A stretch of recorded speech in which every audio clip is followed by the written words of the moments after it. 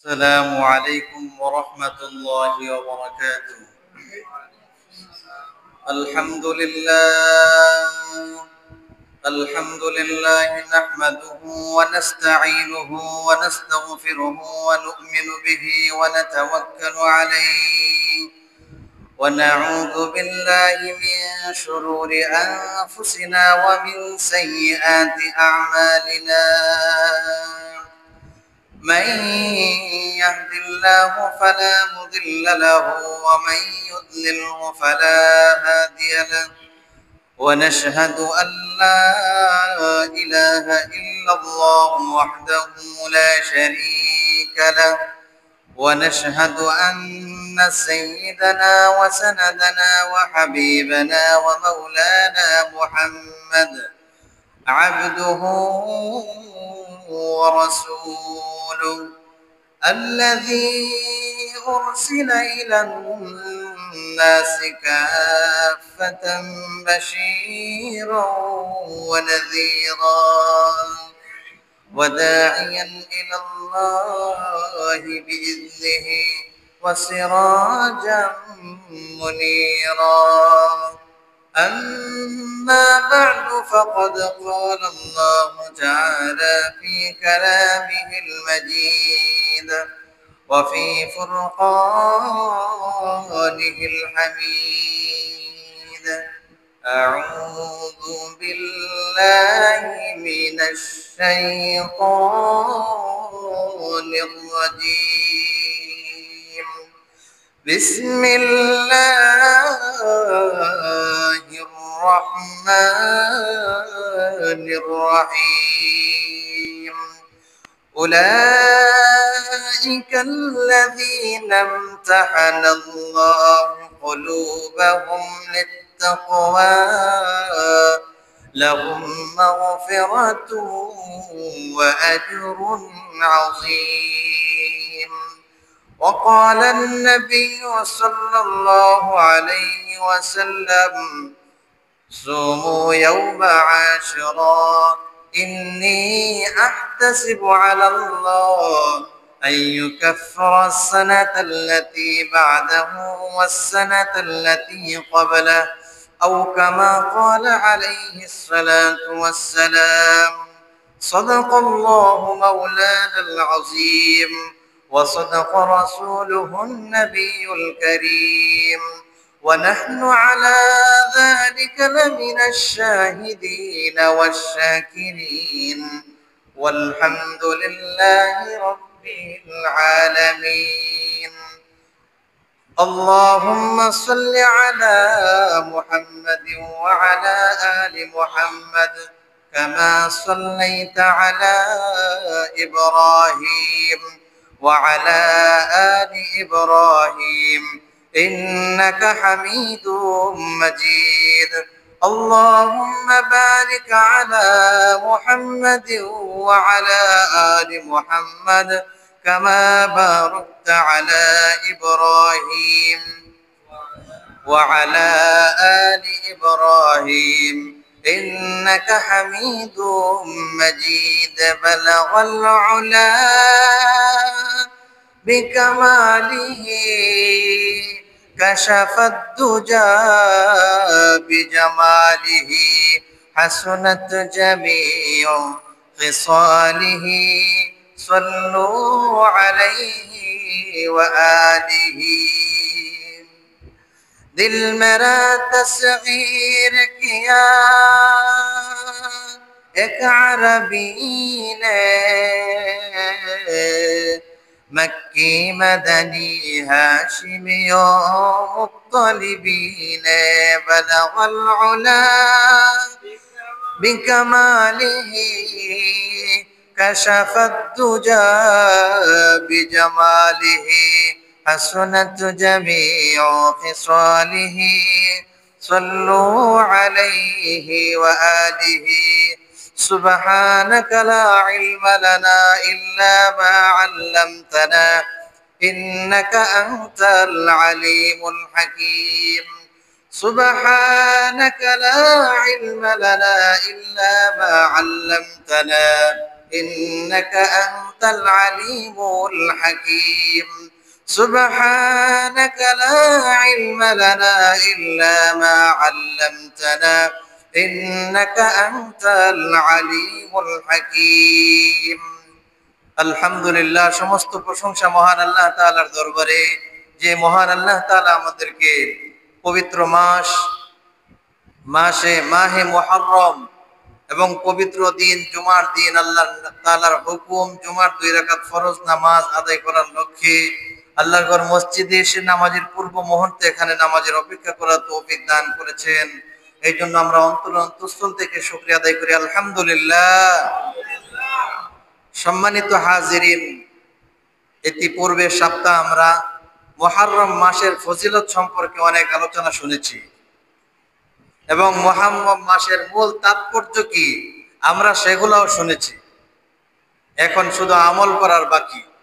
এই জন্য আমরা শুনে গেলেই চলবে না। হাদিসে আছে যে ব্যক্তি 4টি মাসের সম্মান করবে, অর্থাৎ এই 4টি মাসে যে বেশি বেশি ইবাদত বন্দেগী করবে, আল্লাহ পাক রব্বুল আলামিন তাকে আর 12টি মাস বেশি বেশি ইবাদত বন্দেগী করার তৌফিক দান করবেন। এই জন্য 4টি মাসের মধ্যে একটি হলো মুহররম। মুহররম মাস চলে গেলে আবার আস্তে আস্তে রজব আমাদের সামনে আসবে।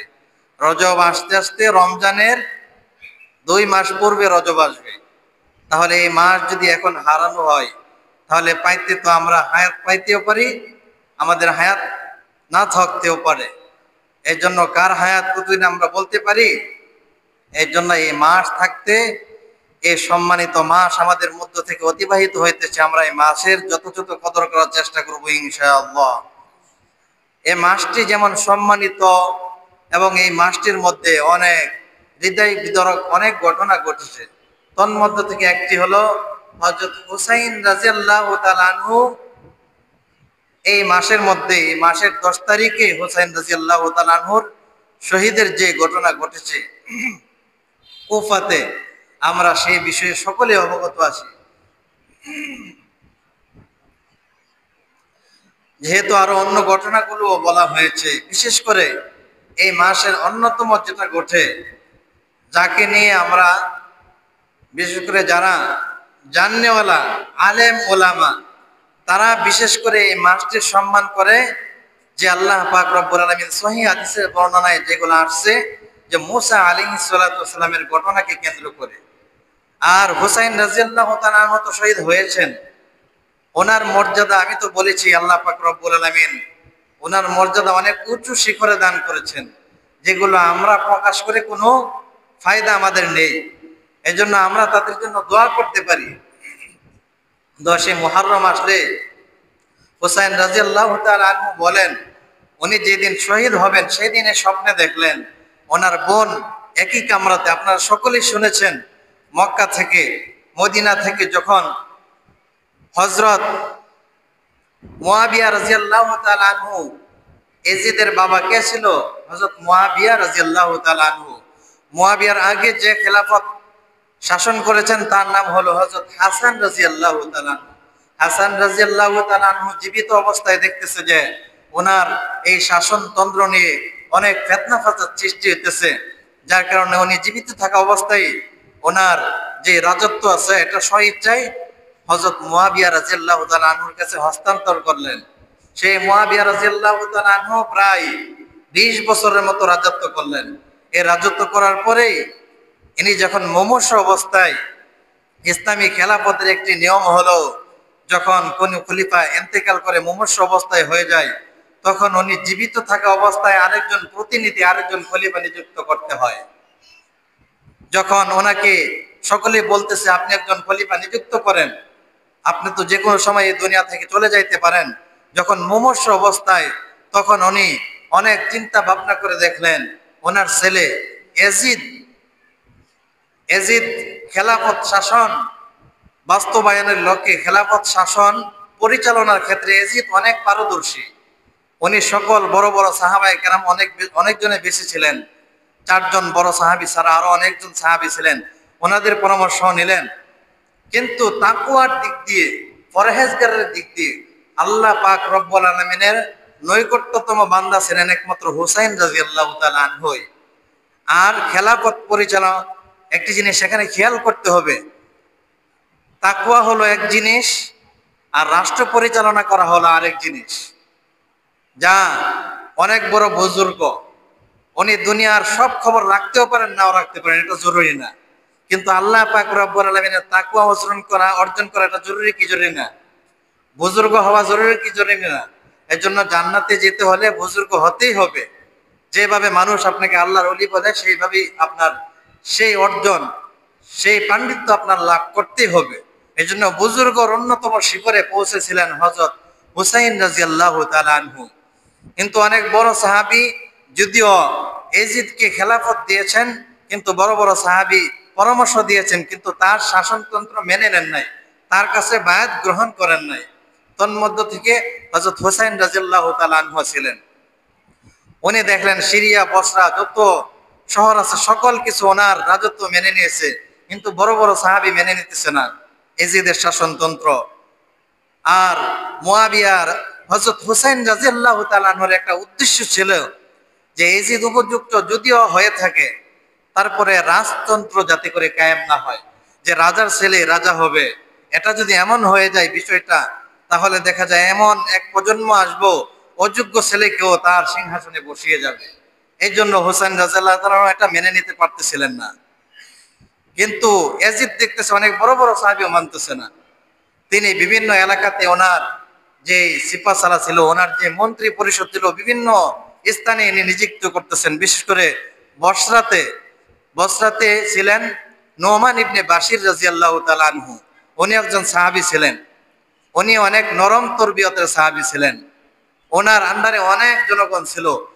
যখন দেখলো এজিদ যে নোমান ইবনে বাশিরকে যদি দিয়ে আমি রাজত্ব পরিচালনা করি, তাহলে হে নোমান হুসাইন রাদিয়াল্লাহু তাআলা সাপোর্ট করবে, তখন আমার রাজত্ব আরো হ্রাস পেয়ে যেতে পারে।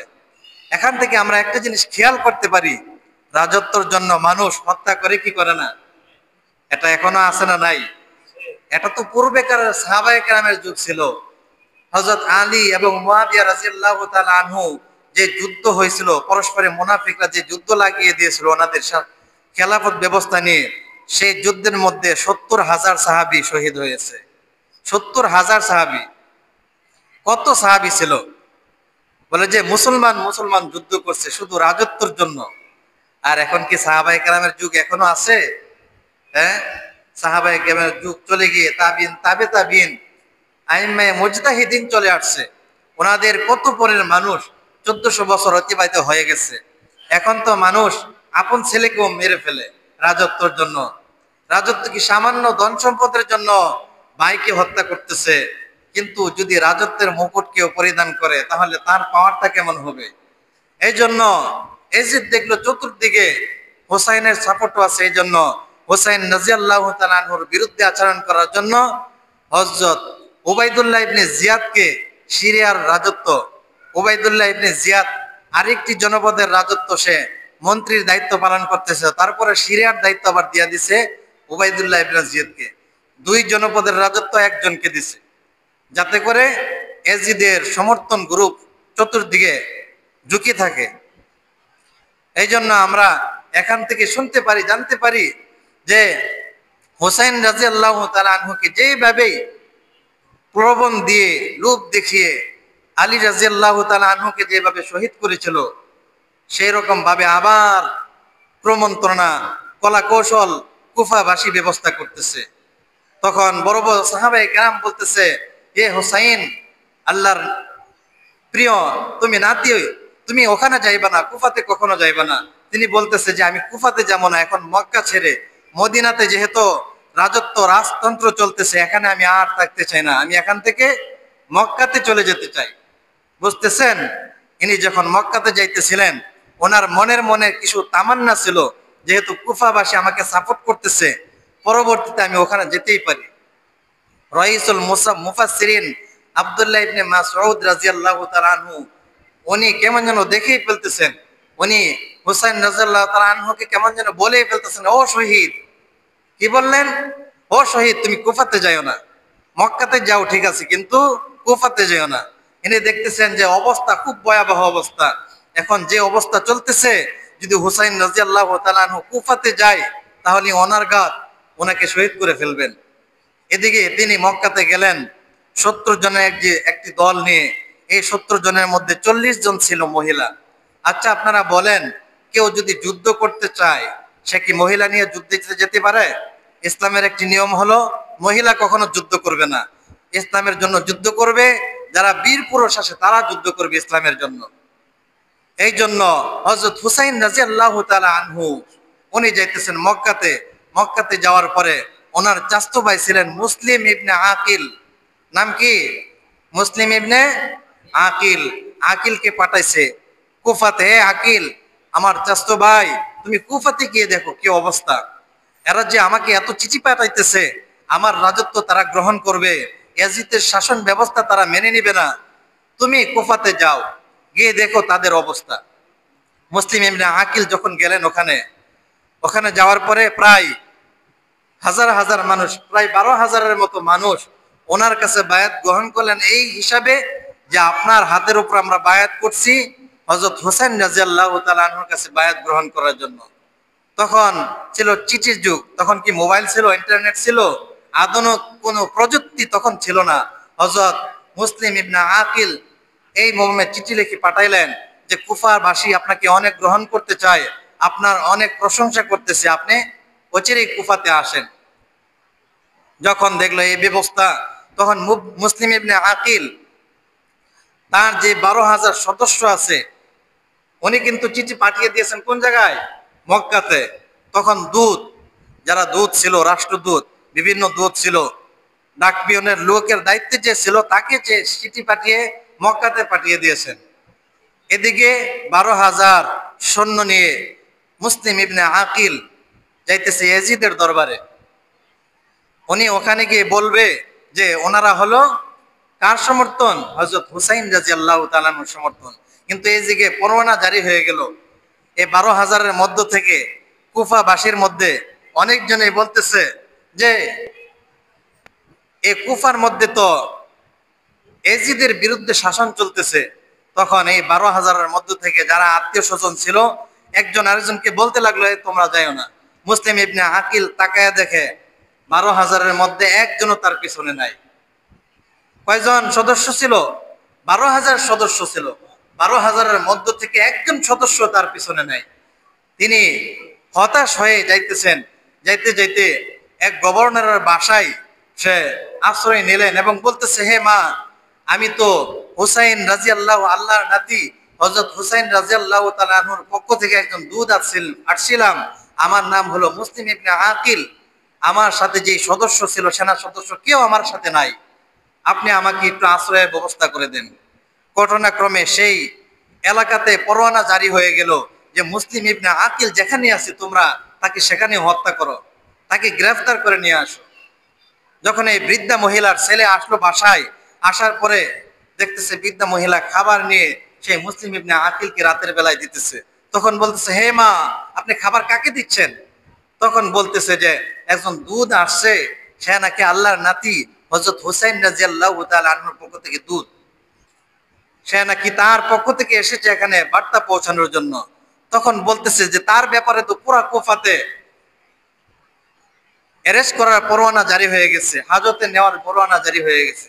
তখন এই বৃদ্ধা মহিলার সন্তান হযরত মুসলিম ইবনে আকিলকে নিয়ে ছাদের উপরে হঠাৎ করে ছেড়ে দিলেন নিচে। তখন মুসলিম ইবনে আকিলও শহীদ হয়ে গেলেন। আর এদিক দিয়ে কিন্তু হযরত হুসাইন রাদিয়াল্লাহু তাআলা আনহুর কাছে চিঠি পাঠাইতেছে। আপনারা বুঝতেছেন কথা? চিঠি পাঠাইছে। তখন মুসলিম ইবনে আকিল বলতেছে, হ্যাঁ আফসোস, আজকে যদি আমি এখন আরেকটা চিঠি পাঠাই বলতে পারতাম, হে হুসাইন, আপনি কুফাতে আসবেন না, কুফার অবস্থা খুব ভয়াবহ। তখন হুসাইন সেখান থেকে বরণ করতো, আর আসতো না। কিন্তু ঘটনাক্রমে হুসাইন রাদিয়াল্লাহু তাআলা রওনা দিয়ে দিয়েছেন কোন জায়গায়? কুফাতে। কুফাতে আসার পরে দেখে যে ওনার অবস্থা খুব ভয়াবহ অবস্থা, কেউ তাকে মানতেছে না। প্রথম তো তারা রূপ দেখিয়েছিল, আপনি কুফাতে আসেন আসেন, দেখেন তারা গাদ্দারি করছে, সকলেই কিন্তু মুসলমান। এখন এক একজন যায় হুসাইন রাদিয়াল্লাহু তাআলা আনহু যে তাবু কাটছে, তাবুর পিছনে তারা বলতেছে যে তোমাকে জাহান্নামে পাঠানোর জন্য আমরা অচিরেই ব্যবস্থা করতেছি, নাউজুবিল্লাহ। বিভিন্ন জন বিভিন্ন করতেছে। অথচ হোসেন রাদিয়াল্লাহু তাআলা কার নাতি? মুহাম্মদুর রাসূলুল্লাহ সাল্লাল্লাহু আলাইহি ওয়াসাল্লামের নাতি। তখন হোসেন রাদিয়াল্লাহু তাআলা আনহুকে তার যে দলবল এখানে রাত্রি যাপন করছে, বিরোধী দলও ইতিহাসের কিতাবের মধ্যে লেখেন বিরোধী দলও তাদের সাথে ফজরের নামাজ পড়ছে, সেই ফজরের ইমামতি করলেন স্বয়ং হযরত হুসাইন রাদিয়াল্লাহু তাআলা আনহু। এই ফজরের পরে যুদ্ধের ঘোষণা হয়ে গেল। যুদ্ধের ঘোষণা হওয়ার সঙ্গে সঙ্গেই হুসাইন রাদিয়াল্লাহু তাআলা আনহু তিনটি আবেদন করলেন। এক নম্বর আবেদন, হে কুফাবাসী, তোমরা আমাকে মক্কায় যেতে দাও, আমি যেখান থেকে এসেছি তোমরা আমাকে সেখানে যেতে দাও, আমি তোমাদের সাথে যুদ্ধের জন্য এখানে আসি নাই, তোমরা আমাকে পুনরায় কুফাতে যেতে দাও। দ্বিতীয় নম্বর আবেদন হলো, তোমরা যদি আমাকে মক্কায় যেতে না দাও তাহলে এমন কোন মুসলিম রাষ্ট্রের মধ্যে আমাকে প্রেরণ করো যেখানে আমি সাধারণ মুসলিম হিসাবে বসবাস করব, আমাকে দুনিয়ার কোনো মানুষ আমাকে পাবে না, তোমাদের রাজত্বের মধ্যে আমি কোনো দখলদারিত্ব করব না। তিন নম্বর হলো, যেহেতু তোমাদের রাষ্ট্রপ্রধান আমাকে ডেকেছে, ইয়াজিদের কাছে আমাকে সরাসরি সাক্ষাৎ করতে দাও, আমি ইয়াজিদের সাথে সাক্ষাৎ করব এবং আলোচনা করব। এদিকে উবাইদুল্লাহ ইবনে জিয়াদের মন গলে যাইতেছে। এদিকে আরেকজন ছিল সীমার। সীমার বলতেছে, হে ইয়াজিদ, এখন আমাদের হাতে একটি শিকার হয়ে গেছে, শিকার কখনো হাতছাড়া করে যাবে না। ইয়াজিদ যখন তার দলবল নিয়ে সীমারকে নিয়ে যখন আক্রমণ শুরু করলো, হুসাইন রাদিয়াল্লাহু তাআলা আনহু তার স্ত্রীর কাছে গেলেন, স্ত্রীর কাছে শেষ বিদায় নিতে চাইলেন। ও আমার প্রাণপ্রিয় স্ত্রী, তুমি আমাকে বিদায় দিয়ে দাও, মনে হয় অবস্থা খুব ভয়াবহ হয়ে গেছে, এখন মনে হয় আমি শহীদ হয়ে যাব, তুমি আমাকে বিদায় দিয়ে দাও। তখন হযরত হুসাইন রাদিয়াল্লাহু তাআলা আনহু স্ত্রী বলতেছেন, ও আমার প্রাণপ্রিয় স্বামী, যেহেতু আপনি চলে যাইবেন, আপনার ছেলে দেখেন পানির কারণে পিপাসায় ছটফট করতেছে, আপনার ছেলেকে একটু পানি পান করান। তখন হযরত হুসাইন রাদিয়াল্লাহু তাআলা আনহু তার ছেলেকে নিয়ে আসলেন কুফাবাসীর সামনে। কুফাবাসীকে বলতেছে, হে কুফাবাসী, তোমরা তো আমাদের সকলকে শহীদ করে দিলে, আমি তো হযরত দু জাহানের সরওয়ারের নাতি হযরত হুসাইন, তোমরা তো আমাকেও পরোয়া করতেছো না, কিন্তু আমার নিষ্পাপ শিশু বাচ্চাটা পানির পিপাসায় কাতর হয়ে আছে, তোমরা সেই বাচ্চাটাকে কিছু পানি পান করার সুযোগ দাও। বিরোধী দলের পক্ষ থেকে একটি তীর নিক্ষেপ করলো। হুসাইন রাদিয়াল্লাহু তাআলা আনহু ছেলের বক্ষবিদ দিয়ে প্রবেশ করলো, সঙ্গে সঙ্গে হুসাইন রাদিয়াল্লাহু তাআলা আনহু শহীদ হয়ে গেলেন। তখন স্ত্রীর কাছে গিয়ে বললেন, হো আমার প্রাণ প্রিয় স্ত্রী, তুমি আমাকে বলেছিলে তোমার ছেলেকে পানি পান করাইতাম, তোমার ছেলে এমন পানি পান করেছে কিয়ামত পর্যন্ত আর পানি পান করবে না, নাও তোমার ছেলে। এই বলে হুসাইন রাদিয়াল্লাহু তাআলা আনহু ছেলেকে তার স্ত্রীর কাছে দিয়ে গেলেন। কিন্তু যখন হুসাইন রাদিয়াল্লাহু তাআলা আনহু আসলেন, তিনি যুদ্ধ করতে লাগলেন। তার দলবল বলতেছে, হে হুসাইন, আল্লাহর নাতি, তুমি তাঁবুর মধ্যেই থেকে যাও, আমরা যুদ্ধ করব, আমরা শহীদ হব, আপনি থেকে যান। হুসাইন রাদিয়াল্লাহু তাআলা বলতেছেন, তা কখনো হতে পারে না, তোমরা শহীদ হয়ে যাবা, আমি হলাম তোমাদের সেনাপতি, আমিও যুদ্ধ করব, আমিও শহীদ হব। এইরকম তুমুল যুদ্ধ শুরু হইতে লাগলো। সকাল থেকে নিয়ে জোহর পর্যন্ত যুদ্ধ হইল। যুদ্ধ হইতে হইতে এক পর্যায়ে হুসাইন রাদিয়াল্লাহু তাআলা আনহু ছাড়া আর কেউ বাকি নেই, একমাত্র হুসাইন রাদিয়াল্লাহু তাআলা আনহুই বাকি আছে। এদিকে চতুর্দিকে বিরোধী দলের সেনাপতিরা হুসাইন রাদিয়াল্লাহু তাআলা আনহুকে ঘেরাও করে ফেললো এবং তারা আনন্দে মাতোয়ারা হয়ে গেল। উবাইদুল্লাহ ইবনে জিয়াদ, তার মন কিছু গলে গেল, কিন্তু তার পাশে ছিল সীমার এবং সিনান, এই দুইজনের প্রবলে, এই দুইজনের কুমন্ত্রণার কারণে হুসাইন রাদিয়াল্লাহু তাআলা আনহুর কে গর্দান নিক্ষেপ করার জন্য, গর্দান তার মাথা থেকে বিচ্ছেদ করার জন্য সকলেই বলতেছে, কিন্তু হুসাইন রাদিয়াল্লাহু তাআলা আনহু বলতেছেন, আমি হলাম দু জাহানের নাতি, আমার এমন কোন জায়গা বাকি নেই, রাসূল করিম সাল্লাল্লাহু আলাইহি ওয়াসাল্লাম চুমু খান নেই, তোমরা কিভাবে আমাকে হত্যা করতে আসতেছো? তখন হুসাইন রাদিয়াল্লাহু তাআলা এই কাকুতিও তারা মানলেন না, বিভিন্ন জায়গা থেকে তীর নিক্ষেপ করতেছে। হুসাইন রাদিয়াল্লাহু তাআলা আনহুকে এক পর্যায়ে শহীদ করে দিলেন। এদিকে আরেকজন এসে গর্দান থেকে হুসাইন রাদিয়াল্লাহু তাআলা আনহুর কল্লা পৃথক করে দিলেন। হুসাইন রাদিয়াল্লাহু তাআলা আনহু সেখানে শহীদ হয়ে গেলেন। তখন হুসাইন রাদিয়াল্লাহু তাআলা আনহু সেই গর্দান নিয়ে যখন ইয়াজিদের কাছে যাওয়া হলো, ইয়াজিদের কাছে ছিল আল্লাহর নবীর একজন বিশিষ্ট সাহাবী যায়েদ। আরেক বর্ণনায় আরেক সাহাবীর নাম আসে। সেই সাহাবী যখন দেখলো তারা সেই কল্লা নিয়ে বিভিন্ন তিরস্কার করতে লাগলো।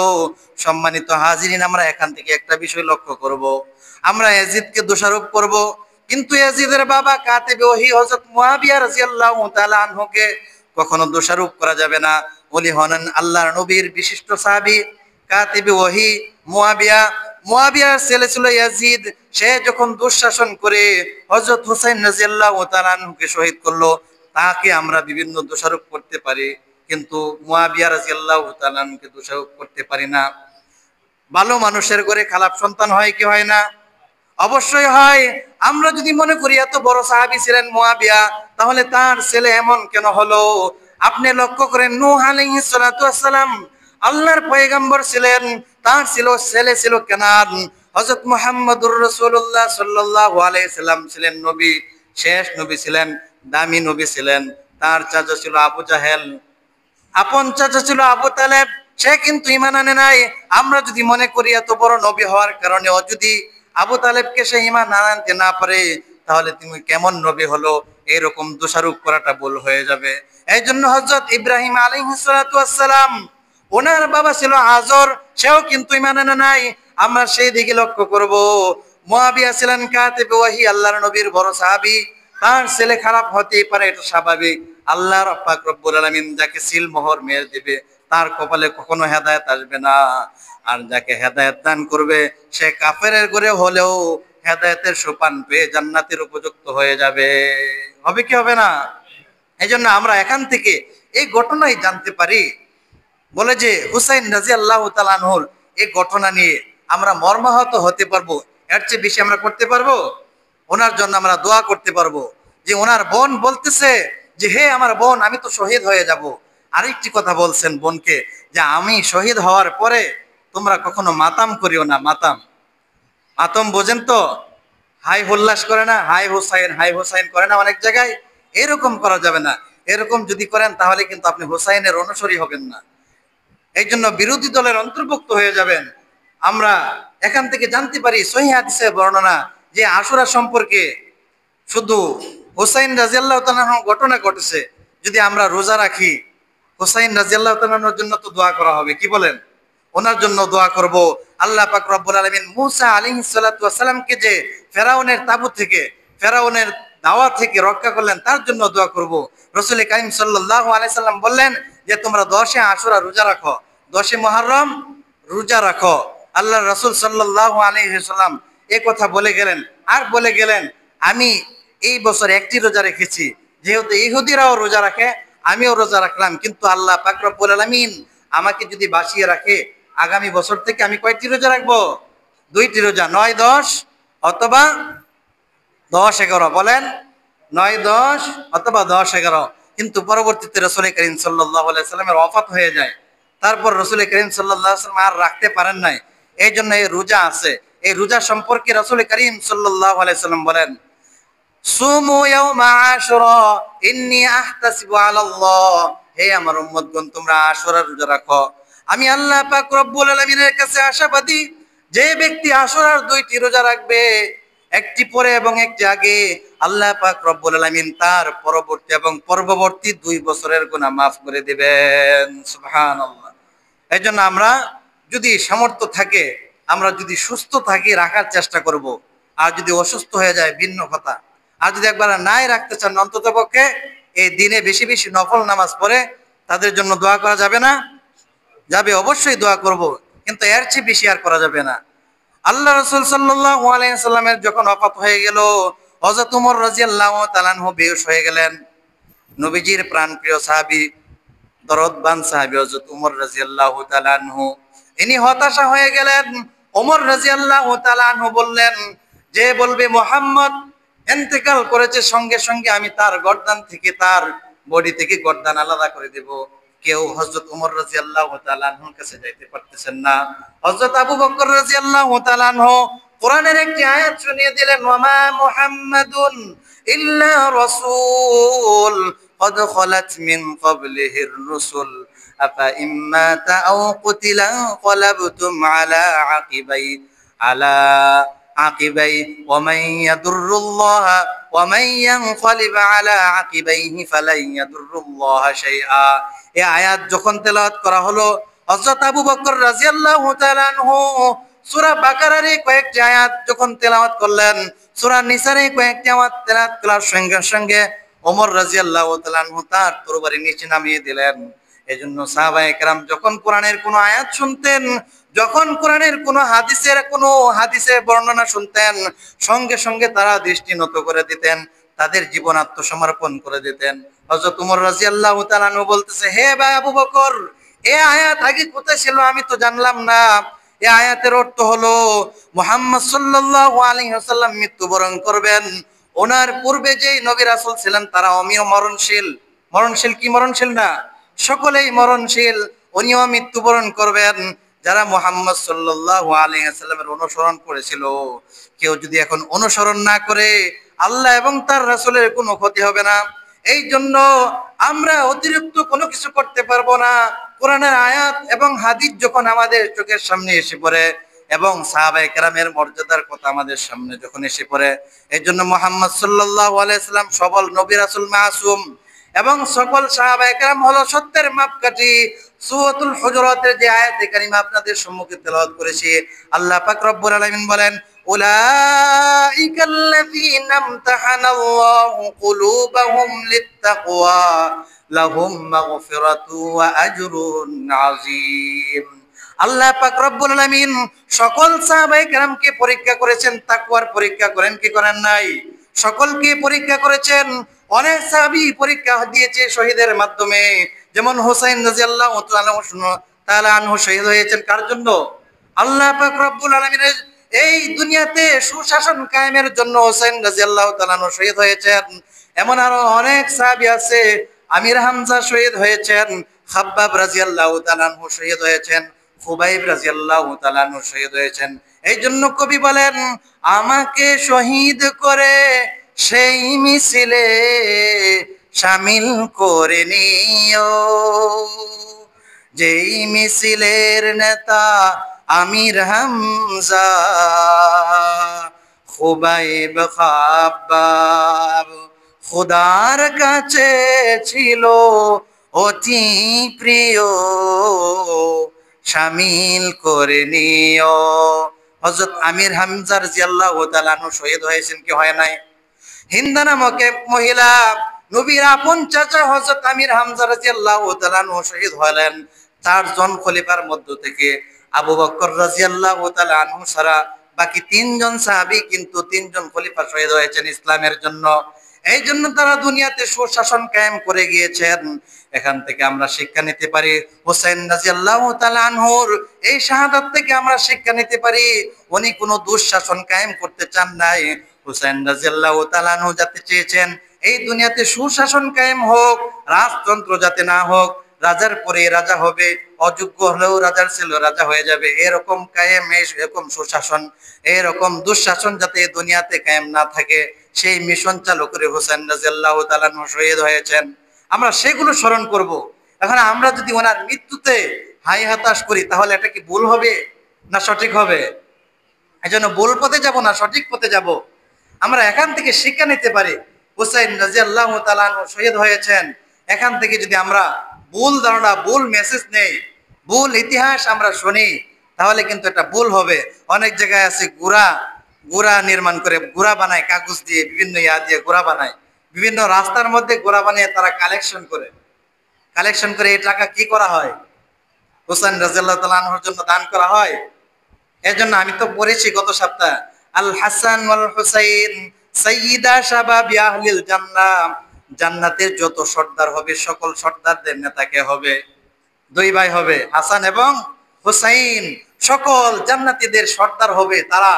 এখন আপনি তাদের মর্যাদা আর কি করবেন? তাদের জন্য দোয়া করতে পারি, তাদের ব্যথায় আমরা ব্যথিত হইতে পারি।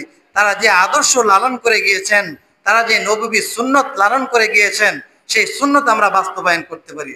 এর জন্য রাসূল কারীম সাল্লাল্লাহু আলাইহি ওয়াসাল্লাম হাদিসের মধ্যে আসে, বলতেছেন যে বনি ইসরাইলের মধ্যে 72টি দল ছিল, আর আমার উম্মতের মধ্যে কয়টি দল হবে? আরেকটি বাড়বে, 73টি দল হবে। মা আনা আলাইহি ওয়া আসহাবি, যে আমার সুন্নত এবং আমার রসুলের সাহাবীর, যে আমার সাহাবীদের সুন্নত অনুসরণ করবে তারাই হলো জান্নাতি দল। এজন্য রসুলের অনুসরণ করলে কি নামাজ ছেড়ে অনুসরণ করবেন, অনুসরণ করা যাবে না নামাজ ধরে? কি বলেন? এজন্য রসুলের সুন্নতের অনুসরণ করব, মাথা থেকে পা পর্যন্ত রসুলের সুন্নত যদি আমরা মানতে পারি তাহলে আমরা একটি দলের অন্তর্ভুক্ত হব। এখন 72টি দল, এই দুনিয়াতে 72টি দল আছে না নাই? আছে। এখন যদি সবাই মনে করে আমরা হলাম আসল দল, অথচ নামাজ পড়ে না, রোজা রাখে না, যত ধরনের বেদাতি কাজ আছে সকল কাজ কার্যকলাপ তার মাধ্যমে হয়, আর ধারণা করে আমরাই রসুলের দল, আমরাই হলাম রসুলের সেনা, আসল সেনা, আর বলে বিভিন্ন জন বিভিন্ন রেফারেন্সে দেয় বর্তমানে বর্তমানে বলে যে ফাবি আইকি আলা রাব্বিকুমা তুকাযিবান, আল্লাহ পাক রব্বুল আলামিনের কোন জিনিসটি তোমরা অস্বীকার করতে পারবে? এই জন্য তারা বিভিন্ন জায়গায় তারা বিভিন্ন নেশা করে, নেশাগ্রস্ত হয়, বিভিন্ন গাঁজা খায়, গাঁজা খায় এমন খায় না, আর বলে কোরআনের আয়াত দিয়ে দলিল দেয়, নাউজুবিল্লাহ। তারা বলে যে আল্লাহর কোন আয়াতটি তোমরা অস্বীকার করতে পারবা, কোন নিয়ামতটি তোমরা অস্বীকার করতে পারবা? গাজাও তো একটি নিয়ামত আল্লাহ, নাউজুবিল্লাহ। এরকম নিয়ামত যদি মনে করেন তাহলে তো আপনি যদি এত নিকৃষ্টতম একটি জিনিসকে নিয়ামত মনে করতে পারেন তাহলে টয়লেটকেও আপনি নিয়ামত মনে করে খেতে থাকেন। কি বলেন? টয়লেটকে নিয়ামত কেউ মনে করবে? কোনো হুশবান কোনো জ্ঞানী ব্যক্তি কি গাঁজা খাবে? একমাত্র যারা নামাজ রোজা ছাইরা দিয়ে, আত্মীয় স্বজন এমনকি নিজের স্ত্রীওকে কোনো পরোয়া করে না, ছেলে মেয়েদের কোনো পরোয়া করে না, বিভিন্ন জায়গায় সন্ন্যাসী হয়ে গাঁজা খায় আর বলে যে আমরা একদম আল্লাহর নৈকট্যতম অর্জন করতেছি কি খেয়ে? গাঁজা খেয়ে। আল্লাহ পাক রব্বুল আলামিন আমাদের সকলকে ভ্রান্ত আকীদা, ভ্রান্ত মতবাদ থেকে সকলকে হেফাজত করুন। সকলে বলি আমিন। এই জন্য আমরা এই হুসাইনের আদর্শ সকলে লালন করবো তো ইনশাআল্লাহ।